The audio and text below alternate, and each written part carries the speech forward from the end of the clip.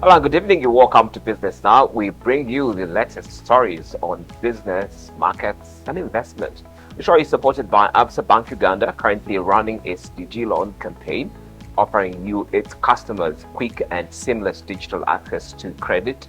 And Absa customers like you can also inquire about the service at any Absa branch across the country and know about it. Now, on the program this week, we begin with my conversation with Absa Regional Chief Executive Xavier Chipia, who was recently in Kampala. In an exclusive interview, he shares what it will take for Uganda to achieve its ambitious tenfold economic growth strategy and how the bank is positioning itself to support businesses and entrepreneurs on that journey.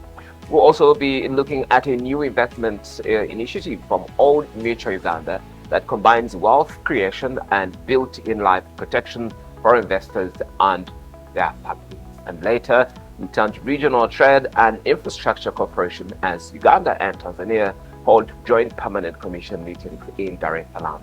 The key focus is progress on plans to advance a railway project aimed at linking Uganda more efficiently to the Indian Ocean coast. I spoke to Canon engineer Perez Wamburu, the project coordinator of the SGR project, online from Dar es Salaam, about what emerged from the talks, including discussions around financing and the next steps for the project. This is Business Now, but let us first have a look at the top business stories dominating debate in global markets. We need to have more local savings. Whenever you're relying on foreign capital, it will be a challenge depending on where that capital comes from.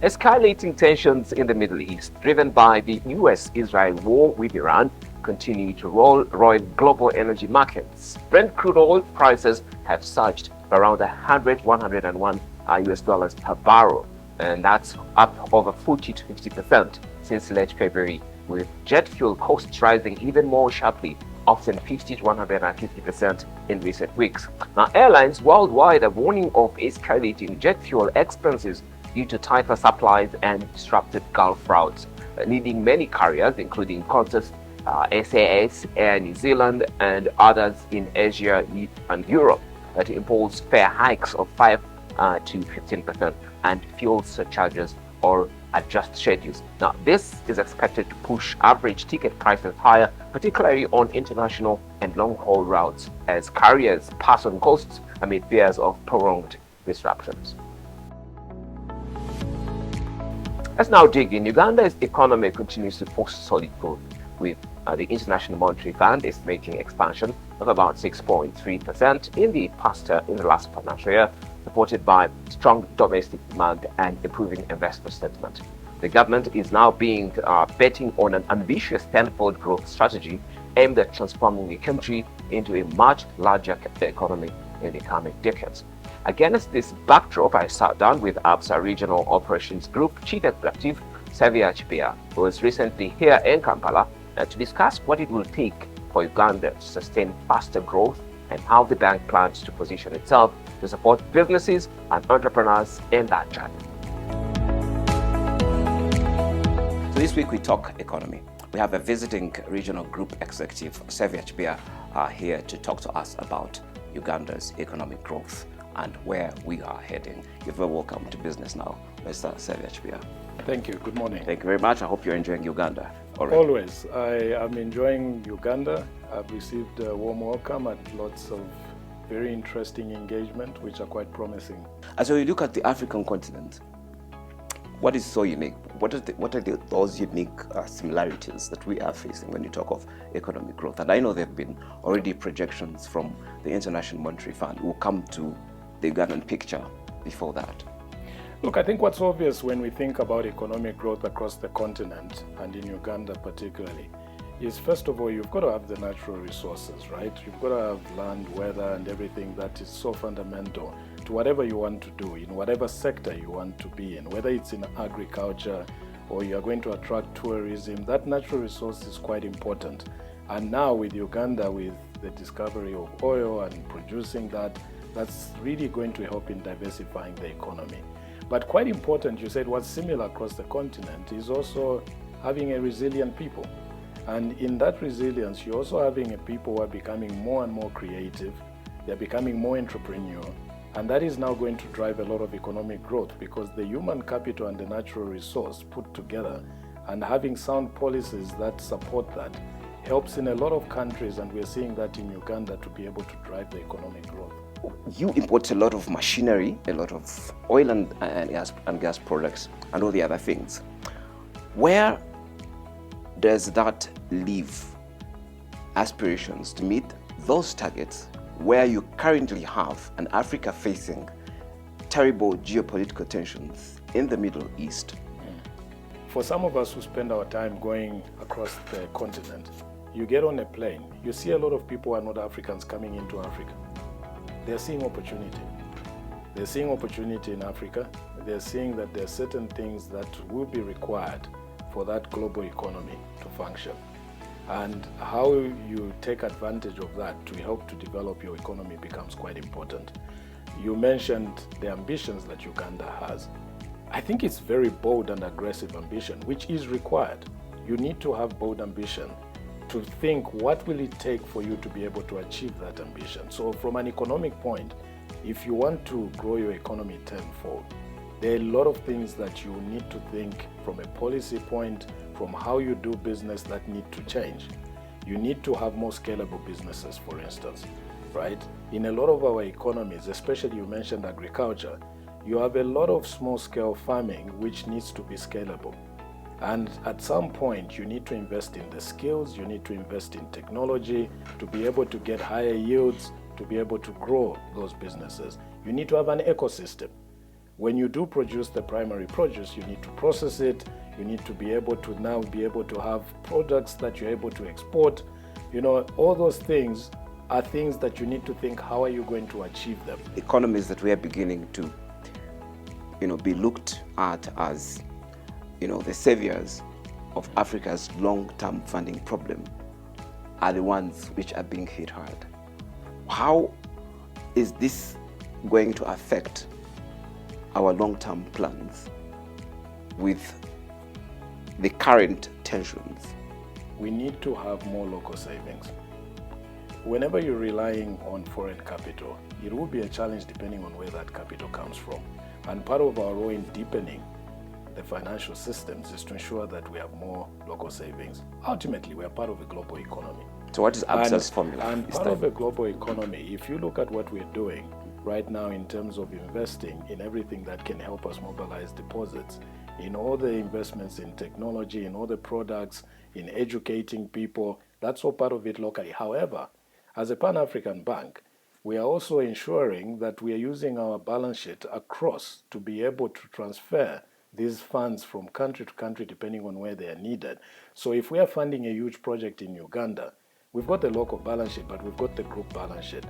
However, ultimately, our balance sheet is also funded by other individuals, corporations, and our opening of offices across the world, whether in the US, in China, even in the Middle East, we're looking at that, is how do we tap into all those savings from those different places to be able to fund activity in this continent. And that is what we do, is to have that reach and those relationships to be able to support that. What is the size of the Absa kitty in meeting those commitments that you're telling me about? So look, 1 to 5, 10 years. So if you see what we're doing as one of the leading Pan-African banks, right, is you don't just look at the local balance sheet. Part of it is also to attract investment into the continent.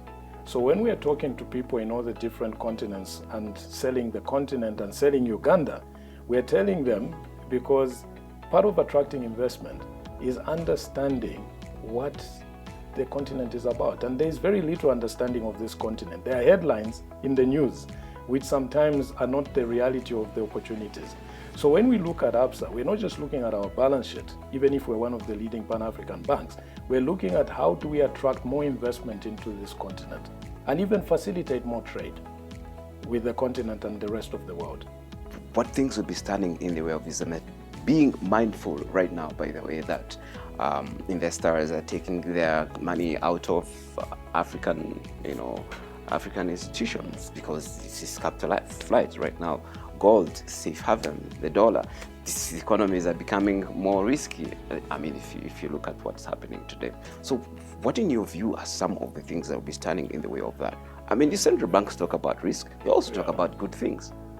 So look, I see the world, I've got a different perspective to it, in the sense that... Are we going to be able to withstand the shocks? There are challenges all over the world. If you look at the geopolitics, there is no continent that doesn't have challenges. Africa has got its challenges, right? We still have to invest more in our human capital. We still have to invest a whole lot more in our infrastructure.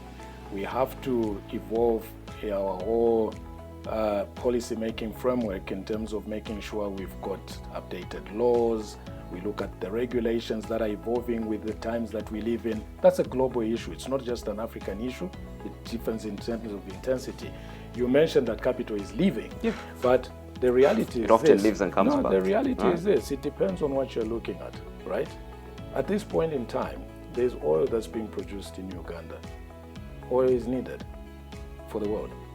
People love coffee, right? I see so many people drinking coffee, especially when I go into the developed world, probably more than even in Africa. People want to drink coffee, right? So that is needed. That's going to attract capital. You need to finance value addition. You look at all the different products or commodities we have across the continent, whether it's electrification of the world in terms of electronic vehicles and electric vehicles and all these type of things that are happening, you still need a number of commodities that are coming from Africa. That's going to attract capital. It's absolutely to be at the forefront of finding that, and those dreams. We are at the forefront. At number one. So at this point in time, we don't believe in being number two. And therefore, our ambition, and it's a journey, is always to be a number one. We have an ambition to be number one. What is Absa's slogan? What is Absa's slogan? So at this point, it's not a slogan. I think what's more important is our purpose. We believe in empowering Africa's tomorrow. Okay. Right? And we say one step at a time. Because the reality is it's a journey. And for all of us, even as individuals, corporations, it's a journey where we've got to have the ambition. You talked about the ambition in the country as in Uganda to grow the economy. We all have to be responsible citizens, corporates, to say, how do we contribute to that growth? How do we support each other? And that is why it's not just about Absa. We focus on how do we support our customers. The Ugandan economy and the African economy only grows if a bank like Absa supports its customers. And we've got to join forces with a whole lot of other institutions in supporting our customers to grow.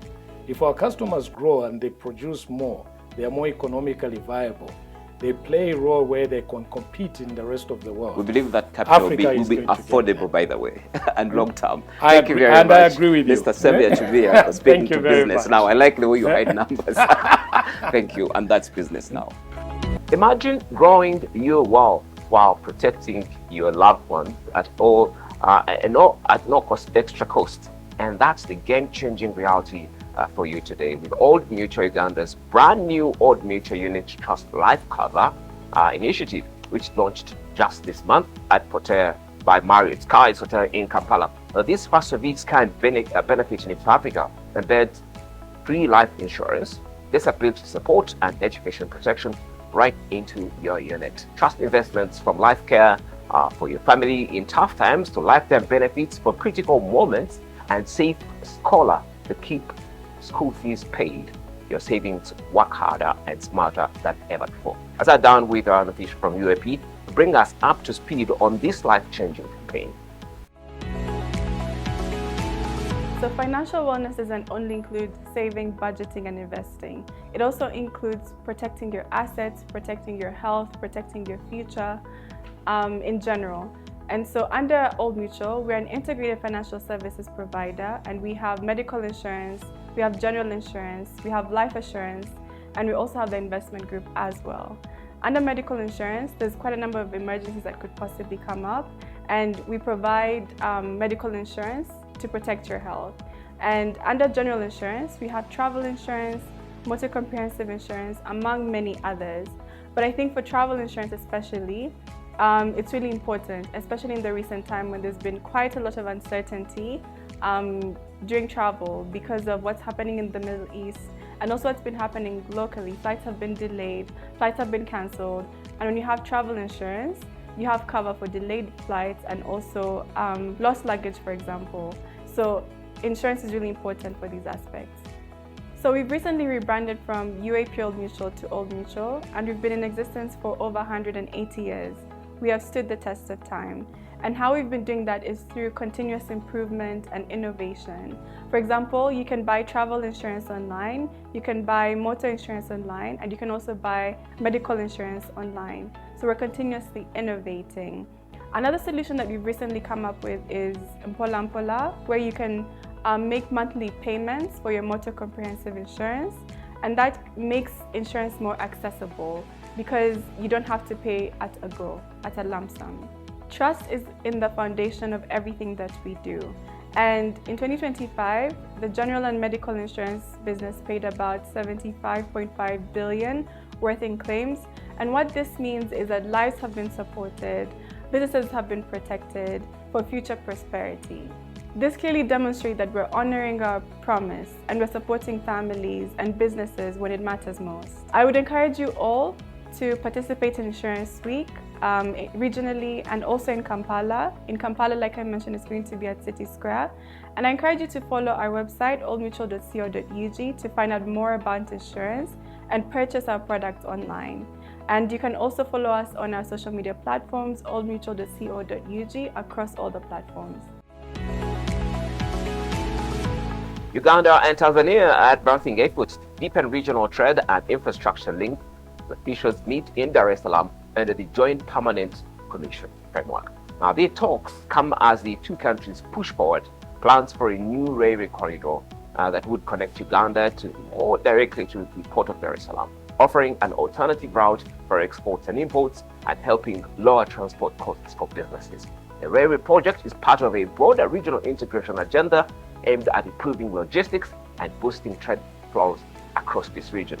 I spoke to Canon Engineer Perez Wamburu, the project coordinator of the SGR here in Uganda, online from Dar es Salaam, about what emerged from the discussions, the MOU signed, including processes on financing and the next steps for the proposed rail link. The railway that we are talking about from Tanzania into Uganda and from the southern part of Uganda and into Uganda and to Congo is still, I would call it, it's a development. These are plans in development, and the two countries have agreed in principle that they could develop a railway from Tanzania into Uganda and go to the border with Congo at that place, same place called Mpondo. Now the railroad will take off from a junction called Isaka in Tanzania and move to the border with Uganda at a point called Chikagati, and then most likely it will join this railway, what we call the southern section of the railway, the planned SGR railway between Mirama Hills and Bihanga. It will join this line and then go to Kasese and go to Mpondo. It's just part of the regional desire to develop this SGR for purposes of improving trade through this infrastructure interconnectivity. Yeah, for this specific SGR proposal, the two countries are going to sign a memorandum of understanding so that each one of them can know their responsibilities towards the development of this rail line, and it will culminate into signing a memorandum of understanding by the ministers, and thereafter it will be easier to seek any kind of joint funding for this particular project, because then the funders will be able to understand that the two countries actually have agreed on a common cause. But do we have, most importantly, some common agreements in regards to revenue sharing, for instance? Yeah, those ones are easier because this is not the first time we are doing a railway infrastructure through the regions. You are very much aware that we had the East African Railways, which used to run through the three East African countries, and even today we are operating railways. We have got Uganda Railways operating the railway, we've got Kenya operating the railway, we've got Tanzania operating the railway. So those revenue sharing are not something that is strange. We shall only update them and improve them if this new rail line comes into place. Okay, so lastly, Canon Wamburu, we have the elephant in the room these days. The logistics world is suffering with trade routes that are engulfed in conflict. For instance, in the Middle East, which is a route that perhaps is looked at in terms of shipping in critical infrastructure, critical equipment. Is that what you heard from the two leaders? Is there a worry from the two principals, or even you, the technical teams, that in future we may have problems having to ship in this equipment because of the longevity, or we don't even know the uncertainty surrounding the Middle East conflict, where most of the ships pass? What you call the elephant in the room cannot prevent nations from planning. This is part of the planning. We know even the elephant in the room will one day walk either to walk out of the room voluntarily or to be forced out of the room. And so the planning can continue even with the elephant in the room. Yes, with the things which are happening in the world, these are things which are beyond what you say, they are beyond us, beyond our control. But this is a planning stage. We shall continue planning, hoping that tomorrow things will be better. That's it for this edition of Business Now. The program is supported by Absa Bank Uganda and currently running its DG loan campaign for you and offering you its customers quick and seamless digital access to credit or loan. Absa customers can inquire about the service at any Absa branch across the country. Thank you for watching. You can continue the conversation and follow business updates by following me on X at Malcolm Zime, and also follow NTV Uganda for the latest news on the world of business. You can also catch a repeat of this program on the NTV YouTube channel and again on Friday afternoon here on NTV.